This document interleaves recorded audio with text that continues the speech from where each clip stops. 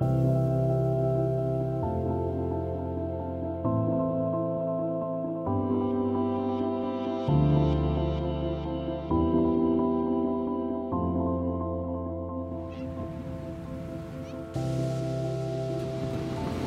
1.6 million people worldwide currently suffer from a nosocomial infection.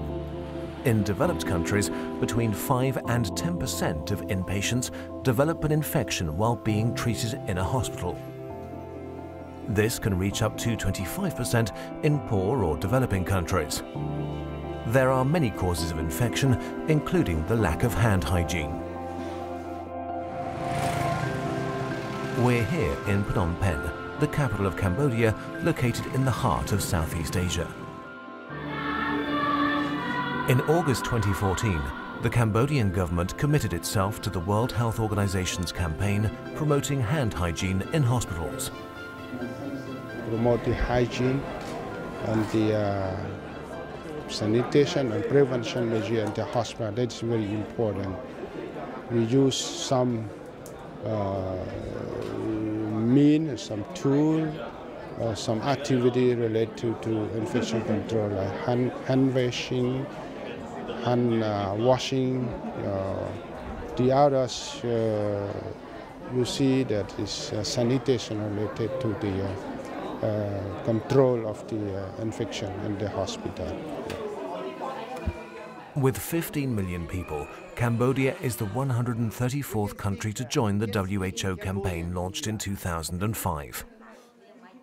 It's clear that this is a very critical time for the government to decide and to recognize that infections exist in hospitals. Remember that there are still many countries around the world where officially there is no hospital infection. Clean Care is Safer Care is a universal WHO campaign based on creating practical and educational tools to enable health professionals to promote and implement hand hygiene in practice. In 2012, the WHO created the POPs, which stands for Private Organizations for Patient Safety. This is an exchange and knowledge-sharing platform for private organizations and companies specializing in patient safety. I think Didier has been successful to make 150 countries now, but there are still some. And Cambodia was one of them. They signed today. I think each hospital needs some support from the government, So it's a kind of joint project with the government, NGOs, or local, and also the hospitals and WHO. In Cambodia, Soraya teams assisted several hospitals in the capital 6 months before signing the WHO Convention pledge.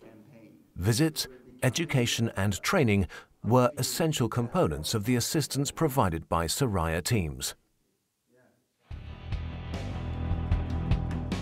Professor Didier is very well known in the four corners of the world as he travels around promoting hand hygiene in healthcare facilities to encourage medical teams and foster their creativity and enthusiasm.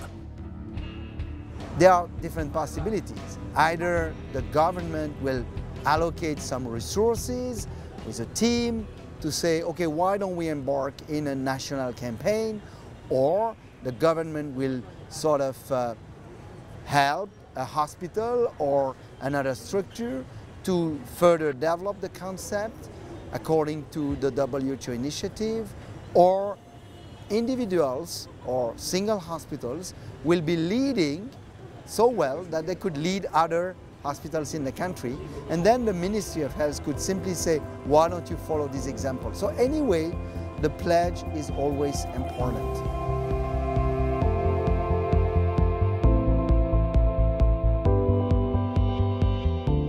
It's a kind of long-term asset investment that we came together with the Ministry of Health, and also we should be competitive in providing affordable product to them, to provide some educations through the business process. But I think this is a kind of new approach, and I hope this will be a very successful.